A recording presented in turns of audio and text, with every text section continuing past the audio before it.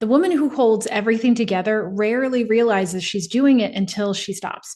Because from the outside, it just looks like competence and reliability. And it looks like being the one who notices what everybody else misses before it becomes a problem. But over time, something shifts. And you stop being someone who supports the business and start being the thing the business runs on. And the way that shows up is not what most people expect. It's not that you're doing too much work, it's that you're managing the emotional temperature of everything around the work. You're anticipating breakdowns before they happen, softening conflicts before they surface, or absorbing pressure so that by the time it reaches your team or your clients or your family, it's already been processed by you.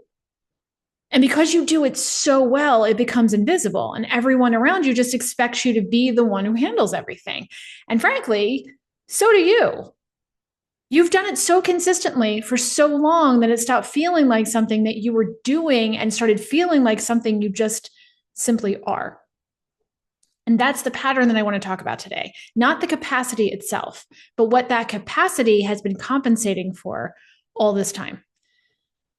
Well, if I had to trace it back to where this starts for most of my clients, it goes back further than the business. So you probably learned really early on how to read a room, how to anticipate what people needed before they asked, and to stabilize things when they got uncomfortable.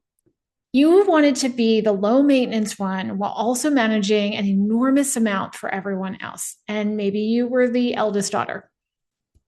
And maybe you were the one in the family who kept things from falling apart. Maybe you figured out early that being needed was a reliable way to be valued, and that competence kept you safe. And that conditioning built something extraordinary in you. And so I'm not dismissing that, but it also built a woman who has had a really hard time accurately assessing what she actually is taking on, because taking it on has always felt like the obvious thing to do. And then you add on the professional layer. And if you came up in the 70s and the 80s, you were operating in environments that rewarded women who did more, who asked for less, and never let anyone ever see what it costs. Because you got really good at performing capability under pressure. So good that you lost the ability to feel it when it was costing you. And that's not a flaw. It's a very effective adaptation to a very specific set of demands. It's also what's running your business in a direction you hadn't intended. So I want to tell you a story of my own business because I think it'll land harder than the framework that I could give you. So I had an employee who worked for me for more than 7 years.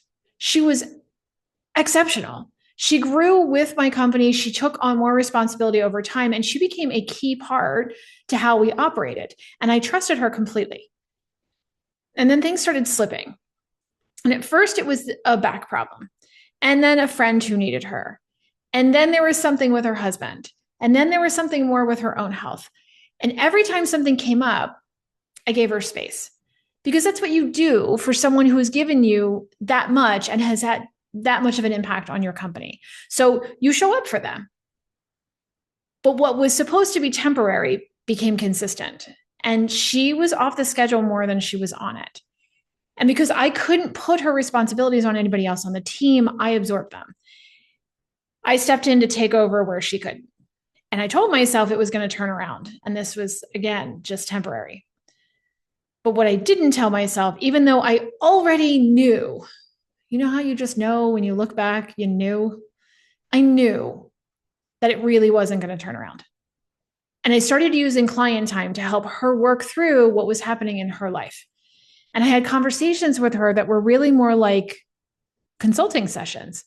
And I kept thinking about how much she had contributed to building my 7-figure company.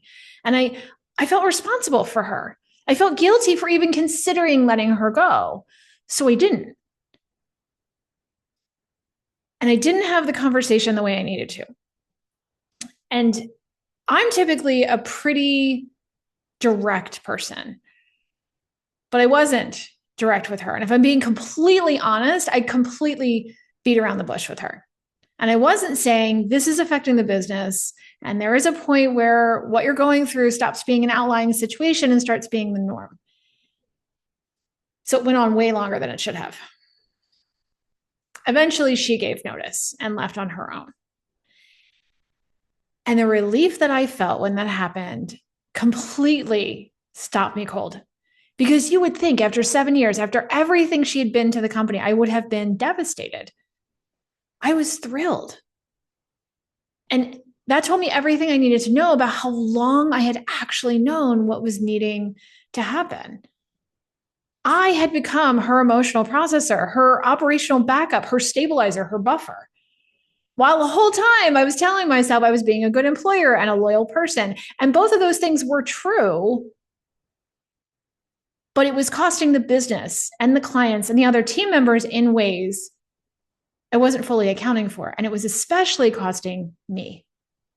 That's overfunctioning, not the dramatic version, but the version that looks like loyalty and compassion and responsibility right up till the moment where you feel the relief when the problem resolves itself without you having to do anything hard. And look, I want to be super blunt here because I've seen this go sideways when women try to solve it on their own. The answer is not to care less. And I know that's what some people are going to tell you. Set more boundaries and detach from the outcomes and let things fall apart so everyone learns. And there is a version of that that could be super useful, but caring less is not actually available to you right now, and chasing it will just add guilt to everything else that you're already managing. The real question is whether you know the difference between these three things that probably have blurred together over decades. And the three things are support versus giving beyond your capacity to protect everyone else's. The second thing is leadership versus chronic overfunctioning. And third is responsibility versus compensating for a structure that should have been built differently in the first place. From the inside, when you've been doing all three simultaneously for long enough, they feel identical and they feel like they're the same thing. But that's where the work has to begin, even seeing them as separate pieces. So I'm going to ask you this. What in your business right now depends on your constant emotional, operational, or nervous system input in order to function? Where have you become the buffer instead of building actual structure? What in your business would start wobbling immediately if you pulled back? And how long have you been the reason it hasn't wobbled yet? Because those questions actually tell you where the biggest issues are, not how much you're doing, how long the business has been relying on you to compensate for it's actually missing. And that's what needs to change. So you don't need to stop being capable. I'm not taking that away from you. That's not the goal and that's not the point. But what you do need to stop is building systems that survive by consuming you as you run them. In this next video is exactly that. I'm going to break it down, see what no longer fits, how to know what to stop, and why not being able to figure that out from where you're standing right now is not a discipline problem. It's something else entirely. So I'll put the link to the next video in the comments section. And if you're watching this and you already know something about the way you're operating is no longer working for you, the richly resourced audit is your next step. This is what I do inside the audit. We're going to look at your physiology, we're going to look at your business model, your energy, and your actual capacity all together. Not in theory and not in generalizations, but specifically for you, so that you know what to stop, what to adjust, and what actually needs to change. If you can feel that something isn't working, but you cannot see it clearly from the inside, that's exactly why I built the audit the way that I did. You can either go to evolveminded.com/audit, or again, I'll put the link in the description or in the captions below so that you can find it easily. I'll see you on the next video.